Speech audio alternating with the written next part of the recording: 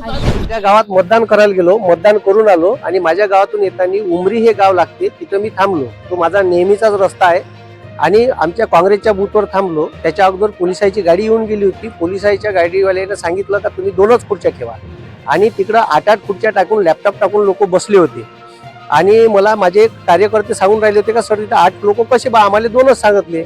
मग मी त्याचं ऐकलं. मग मी इथे PI कापडे साहेब यायला फोन केला तर ते येतो म्हणे आणि तिथं मला गावातल्या लोकांनी सांगितलं का ग्रामपंचायतचा कर्मचारी आशिष म्हणून तिथं बसला आहे, ठीक आहे, लॅपटॉप टाकून. ऍक्च्युली तो पक्षाचा बूथ असल्यामुळे तिथं बसता येत नाही.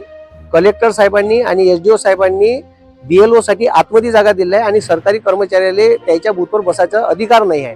हे नसताना मी त्याला फक्त विचारायला जाऊ बा, मी काही एकही शब्द बोललो नाही. अर्ध्या रस्त्यात गेलो नाही, मेन रस्त्यावरच 2 बूथ एका समोर एक असे लागले होते.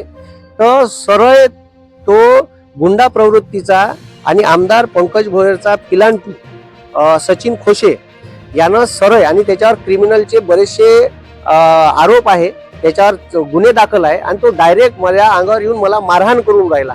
ठीक आहे, मी एकही शब्द बोललोच नाही. म्हणजे मी रस्त्यानं चाललो तर डायरेक्ट माझ्या अंगावर आला, माय बहिणीच्या शिवा दिल्या, ठीक आहे, घाणेरड्या शिवा दिल्या, माझी गच्ची पकडली आणि मला डायरेक्ट मारायला बिल्ला. म्हणजे मी गप्पल तिथंच होतो. ठीक आहे, मला माहीतच नाही का हे आपल्यावर हमला करणार आहे का करणार.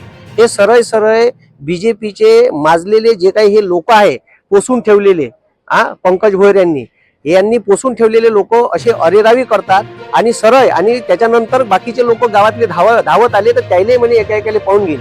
माझी पत्नी सहित कुटुंबासहित मी येत होतो. माझी पोरगी माझ्या पत्नीच्या कडीच होती, ती मधात टाकायला आली तर तिचं इथं पकडलं आणि ती मला आडवी आली असताना माझ्या पोरी सगळं मारहाण केली. माझ्या पोरीला एक ठुसा लागला, ती रडून राहिली होती. माझी पत्नी मधात आली असताना तिला ओढताण केली आणि तिलाही शिवीगाळ केली. अशा प्रवृत्तीचे लोक इथं महाराष्ट्रात राज करून राहिले आणि या वर्धेत सुद्धा याचा गुंडाराज सर्रास चालू आहे. आणि त्याच्यावर एक प्रदेश प्रवक्ता राष्ट्रवादीचा असताना माझ्यावर त्यांनी हमला केला. म्हणजे तुम्ही विचार करा, मी एकही शब्द बोललोच नाही. म्हणजे मी डायरेक्ट रस्त्यानं मधातून चाललोच होतो तर डायरेक्ट माझ्यावर हमला केला. आणि हे योग्य आहे का, हे मतदारांनीच लक्षात घ्यावं.